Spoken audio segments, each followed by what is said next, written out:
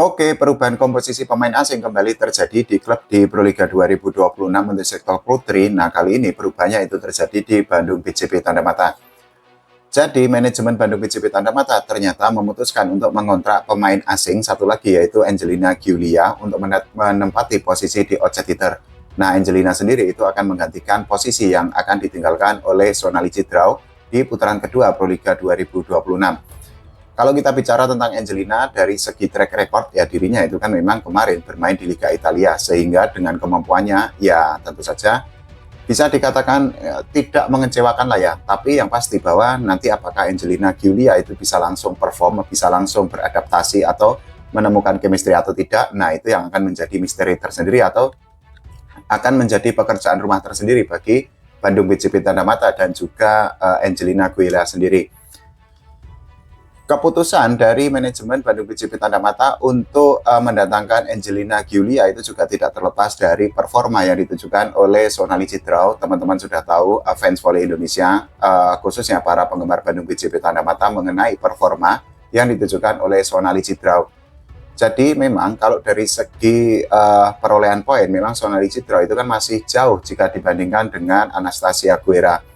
Anastasia Guerra sendiri itu saat ini berada di posisi ke-6 daftar top skor sementara Proliga 2026 untuk sektor putri, karena sampai saat ini dirinya itu kan mencetak 123 poin. Nah, sementara Sonali Cidrau itu tidak masuk ke dalam 10 besar daftar top skor untuk Proliga 2026. Anastasia Guerra sendiri meskipun berada di posisi ke-6, dirinya itu kan memang masih kalah jika dibandingkan dengan beberapa pemain lain seperti Neriman Ozoy, kemudian juga Anna Belika, kemudian Megawati Angisti Pertiwi. Belum lagi dengan dua pemain asing dari Gresik Petrokimia, yaitu Alexandra Bitsenko dan juga Ani Micem. Nah, pertanyaannya, dengan kedatangan Angelina Giulia, apakah dirinya itu bisa untuk membantu Bandung BJB Tanda Mata mendapatkan minimal atau bare minimumnya tiket ke babak final Proliga Liga 2026 atau tidak? Ya, kalau kita bicara harapan, ya tentu saja manajemen dari Bandung BJB Tanda Mata itu berharap agar performa dari Angelina Giulia itu bisa lebih gacor jika dibandingkan dengan Sonali Cidrau. Kalau kita bicara tentang track record, kan kita pasti akan berbicara tentang statistik tuh. Nah, ini adalah statistik yang didapatkan oleh Angelina Giulia ketika dirinya itu kemarin atau di musim lalu itu membela Roma Volley. Nah, ini adalah statistiknya. Jadi dirinya itu bermain 17 kali dan mencetak 115 poin. Ace-nya adalah 8, kemudian errornya 23, dan ace per setnya itu adalah 0,47. Cukup oke sebenarnya, tapi ya memang kita nggak tahu nanti apakah Angelina Giulia itu bisa untuk langsung tune in, langsung gacor atau enggak, ya itu akan kita lihat di seri Malang nanti, karena kemungkinan besar Angelina Giulia itu kan sudah bisa dimainkan di seri Malang. Nah, ini adalah statistik untuk receive dan juga untuk attack. Teman-teman bisa melihat total receive-nya itu adalah 244, errornya 40, persentase suksesnya itu adalah 26,2%. Sedangkan untuk total attack-nya itu adalah 277 dan errornya itu adalah 22. Dari sini mungkin teman-teman sudah bisa menyimpulkan bagaimana statistik yang dimiliki oleh Angelina Giulia sendiri ketika bermain di Liga Italia.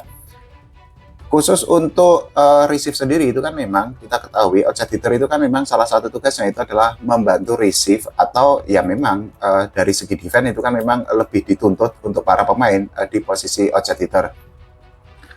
Nah, dengan persentase receive yang sukses itu sebesar 26,2%, nah teman-teman bisa menyimpulkan apakah persentase sebesar itu gacor atau enggak. Ya, kita punya penilaian masing-masing, nggak apa-apa, kita beda pendapat, yang penting nggak saling hujat.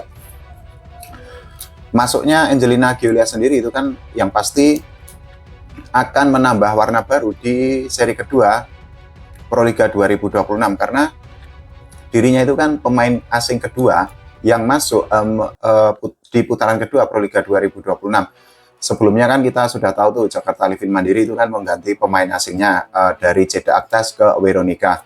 Sempat tampil gacor ketika menghadapi Gresik Petrokimia, tapi di pertandingan keduanya ternyata Veronica itu tidak terlalu gacor bersama Jakarta Livin Mandiri. Nah, ini nanti persaingannya akan semakin seru karena sampai saat ini Bandung BJB Tanda Mata itu kan masih berada di posisi 4 besar atau ya bisalah untuk lolos ke Final Four kalau permainannya konsisten. Masalahnya adalah Bandung BCP Tanda Mata itu kan tiba-tiba bagus banget, tiba-tiba flop banget. Artinya konsistensinya itu kan belum terjaga, belum terbentuk dengan sangat baik, sehingga ini menjadi PR tersendiri bagi Mas Rizko Herlambang sebagai pelatih Bandung BCP Tanda Mata. Kita bergeser ke pemain voli Indonesia yang tidak berlaga di Proliga, tapi dirinya itu akan abroad atau bermain di luar negeri. Jadi Sandi Akbar yang kita ketahui merupakan mantan outside hitter timnas Indonesia di tahun 2023 itu besok itu akan bermain di Liga Kamboja bersama Prey Veng Police Club. Ini adalah tim voli atau klub voli yang dimiliki oleh polisi dan saat ini berlaga di Liga Kamboja. Kita bahas dulu mengenai Liga Kamboja biar clear aja, biar enak kalau kita pembicaranya lebih detail. Jadi Liga Kamboja itu kan memang hampir sama dengan Proliga, terdiri dari 2 putaran atau 2 seri. Nah, seri pertama Liga Kamboja itu sudah diselenggarakan tanggal 10 sampai 26 Januari dan diikuti oleh 8 tim. Dari 8 tim itu, 6 diantaranya itu lolos ke babak kedua atau di second round atau di putaran kedua lah ya. Nah, putaran kedua sendiri itu diselenggarakan tanggal 7 sampai tanggal 23 Februari tahun 2026 ini. Formatnya juga sama antara putaran pertama dengan putaran kedua. Jadi masih menggunakan single round robin. Jadi ini cukup berbeda dengan Proliga karena kita ketahui bahwa Proliga itu kan seri pertama dengan seri kedua itu kan tidak ada perubahan jumlah klub. Bedanya itu di Final Four, jadi Final Four itu kan hanya 4. Hal yang sama itu juga berlaku di Liga Kamboja. Jadi setelah seri kedua itu nanti akan ditentukan 4 tim yang akan bertanding di babak semifinal. Penyelenggaranya itu tanggal 22 Februari.